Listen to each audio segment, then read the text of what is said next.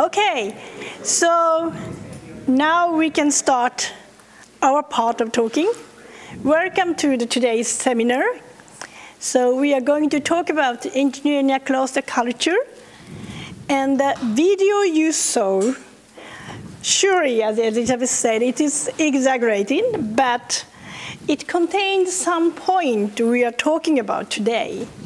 So if you have some comment or some questions, so we take it after our presentation.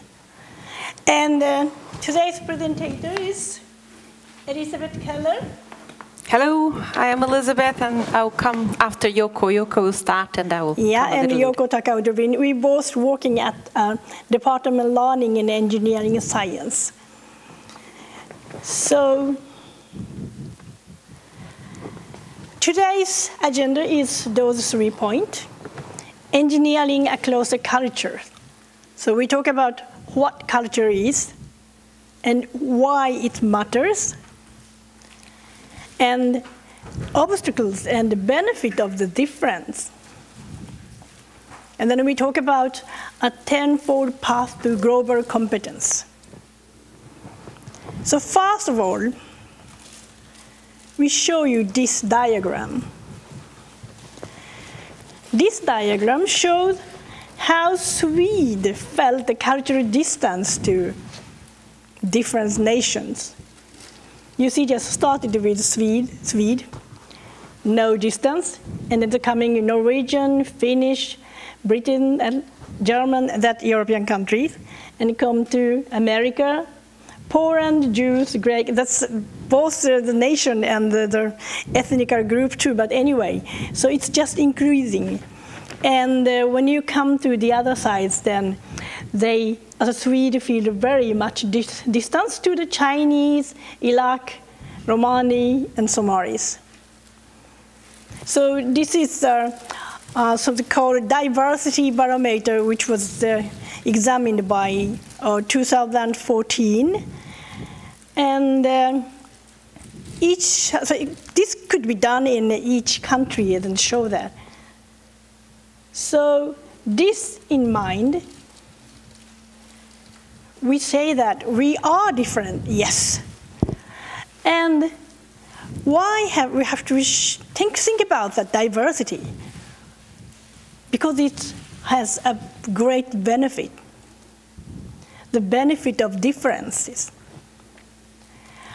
There are some researchers who examined what kind of benefit of different we can just consider. This is the one graph you can see there. The middle of it, it's some kind of the performance of group working.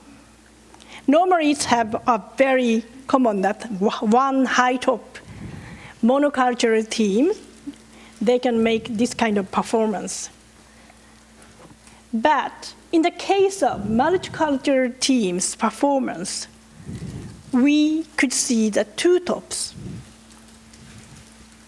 The two tops are created because if the leader of the team ignores and suppresses the cultural differences, then cultural difference will be obstacles.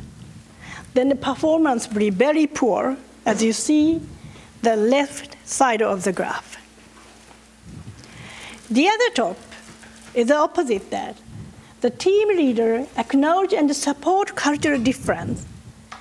Then cultural difference becomes a sort of the success. Performance will much richer. This is we see in the usual way. So now that Elisabeth will take the other part. Okay, if we just go back to where we started about perception. How wrong can we sometimes be when we think about someone, like in the video you saw? Like if you look at me and you then imagine, okay, who is this person? What is What perception do I have of her? I can see that I don't know many of you, which is very interesting. Do you have any idea? Could you talk to each other now and sort of guess, who do you think Elisabeth is just by looking at me? I'll give you 1 minute. Just talk to each other and say, what is your perception of this person?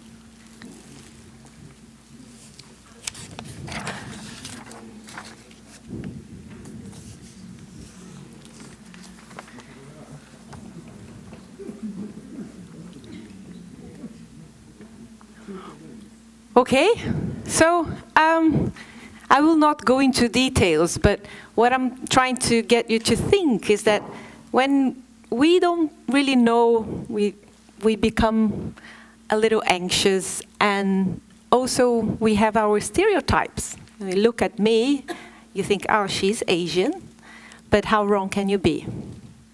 You have no idea, right? It could be very wrong.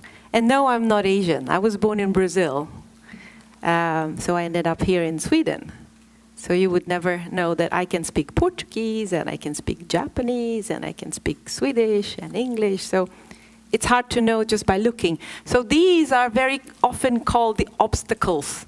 So you assume, and then you have some prejudice, stereotypes. You have this vision that this person who looks Asian is from an Asian place. And then you can have some misinterpretation, non-verbal, very often. And then, of course, language can also be a big barrier when it comes to intercultural competence or incompetence. And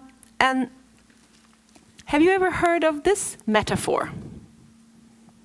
What does this tell you? Any idea? Guesses?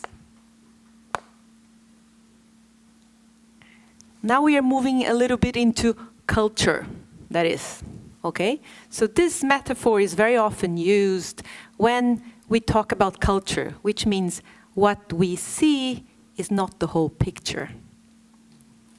It's much more complex. So the visual part, as we know about icebergs, it's just a tiny little part, but there is a lot more, right? So, and those invisible parts, those are the values and the things that are not so clear to us. And they are the ones who can get us into trouble if we don't learn about it, if we're not more aware about it. So, and then in the bigger picture, there are many different kinds of icebergs, all operating together, as you can see. So this is what we see. But we have no idea what lies beneath, do we? Then the question is, of course, okay, this is one of our most, I think, appreciated points, because we work with this, Yoko and I, we work with Bjorn Kjellgren, who is doing research on global competence here at KTH. And we know that this is one of his favorite slides, because it talks about culture and things that you have to remember when we talk about culture, which means what? I just talked about the iceberg, so you have to remember that they are always changing, okay? Don't think that the icebergs stay the same. They change, we change. And culture is also something that we don't act or that specifically. And another point is that don't look at a person as a culture. And avoid also to think that a person is a culture. I mean, both of them are important points to remember, and I'll go a little deeper into this. So, what does it actually mean to be globally competent? We talk a lot about internationalization, and here at KTH, if you have heard, internationalization is a very important part of education nowadays. And in this international and big global area, we need to think about how can we be more competent, how can we interact with each other a little better. And you have probably heard that, yes, we need to have an open mind, we need to try to understand, we need to work more effectively. But what does that actually mean? Well, I will dive one step further and talk very briefly about this framework that talks about how do we move from a more complex to a less complicated arena. And this, I would like you to look at what the framework says when it comes to us. Education is that if you look at the right-hand side, the good practice and the best practices, this is how education usually is. You know, we work on good practices and we work on best practices, and we talk about this at universities very often. And what we would like you to do when you think about cultural competence is that we would like you to move towards the left side, which is the more complex, the more unknown territory. And in this framework that was designed by Seinfeld, Kurtz and Snowden, that is, it talks a lot about us as the fifth part, which is the disorder, right in the middle. And that part, I think it's an interesting part to operate and to work on. And the work that we have been doing here at KTH with the Certificate of Global Competence is to help the students and now staff to learn a little more about this unknown, disordered and uncomfortable area. So it's not only knowing but also working with it is an important part. Because these, on the right-hand side, they are the more visible. If we think about the iceberg, these are the more visible part. Now, this is complicated, this is simple. You can see that. And those to the left are the lower part of the iceberg. Those are the things that are not known, and the things that are not known often cause distress, right? And also, it can cause retreat when people are anxious. I talked about anxiety before. You can retreat and not work effectively, that is. Due to recent theft in the library building, please sorry about that. keep an eye on your belongings. Okay, now we have been reminded one more time. Okay, so we said we were going to go over some points for you that you can work on. How can you become more globally competent? And well, one point is start with knowledge. As you may have heard, knowledge is power. So read more, talk more about it, and try to acquire knowledge about intercultural competence. So where can I acquire this knowledge? Any ideas? At the top, you go talk to people from different cultures. You can talk to people, definitely. Any other ways you can acquire this knowledge to become more interculturally competent? Maybe visit some cultural events in the city. Cultural events in the city? Yes. Any other thoughts?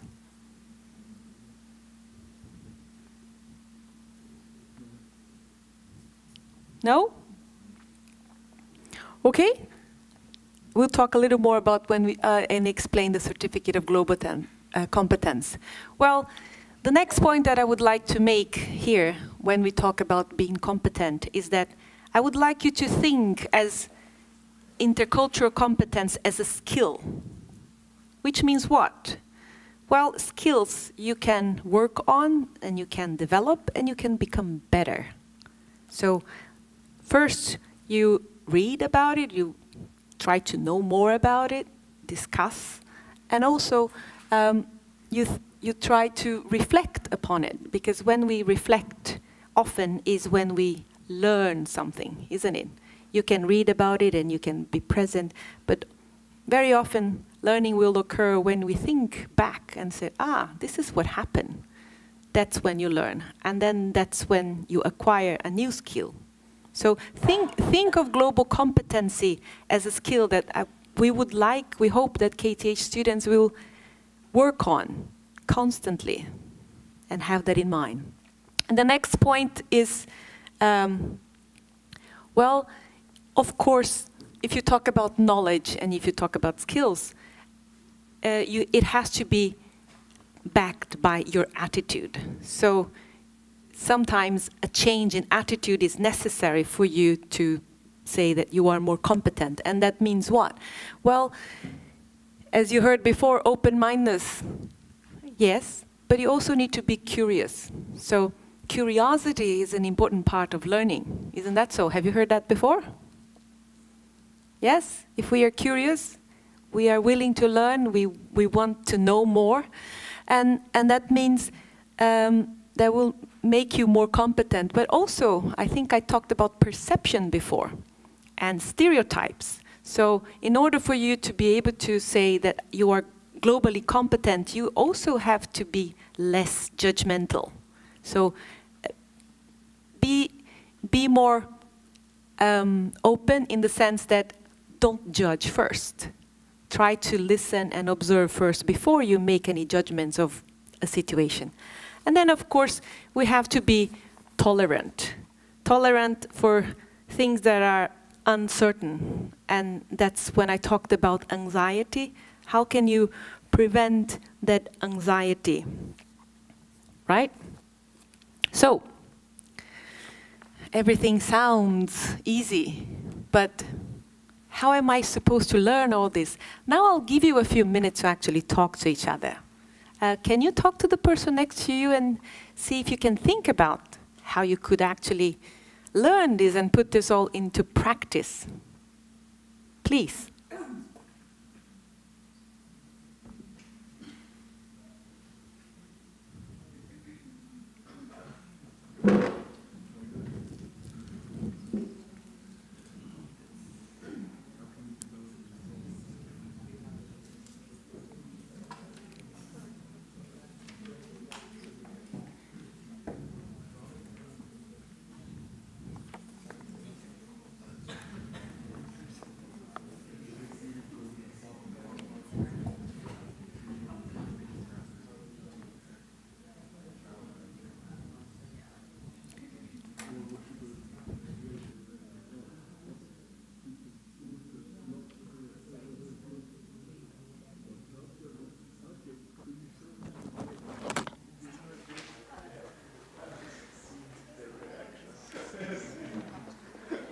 It's a perfect opportunity.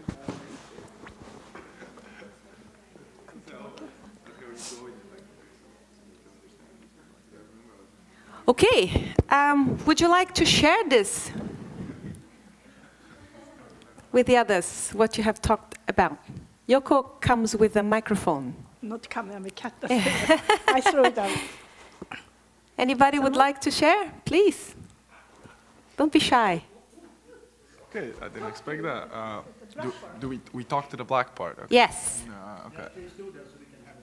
Yeah. Okay. So what we talked about is how you can interact in a safe environment with other people, say either at the university or at the pub, where you share cross-cultural experience, and that's one of the topics we highlight. Yes, yeah? You have an important point there. Yeah. Safe environment. Exactly, yeah. In order for you to avoid that anxiety, it's important that you think that you are in an environment that you can be trusted.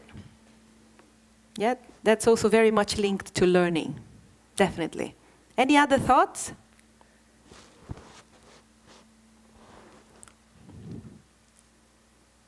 Yeah.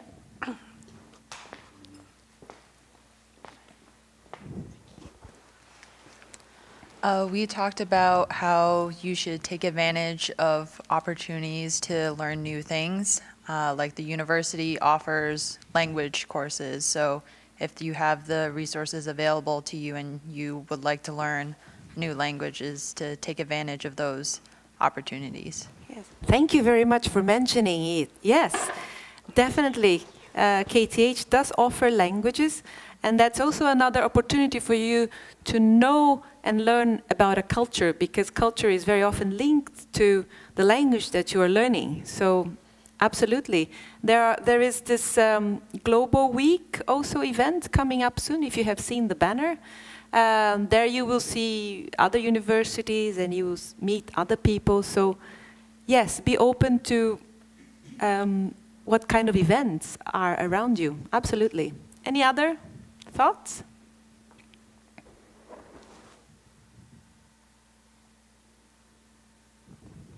No? Yes, please.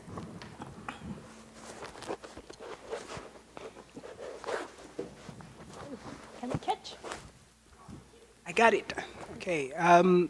So we discussed, my neighbor and I, that coming to events like this that have as their focus developing this competence of intercultural working and cooperation is important. Yeah. But also trying to expose yourself, I think, like someone said, to a context where you're working with people from other cultures, so that you learn by doing and you learn on the job. Learn by doing, absolutely. Yes, that's how you should do it, and that means that you need to feel safe in order to try, of course. And then if it doesn't work out, then you have also learned, because you will not do the same thing next time. You have learned something new, and then you say, oh, that didn't come out very well. And sometimes communication or miscommunication can be a big problem as well, isn't it? Like people, they say we speak different languages, but it's not only like English, Swedish, but totally different ways of understanding the same language can be a big problem sometimes. Isn't that so?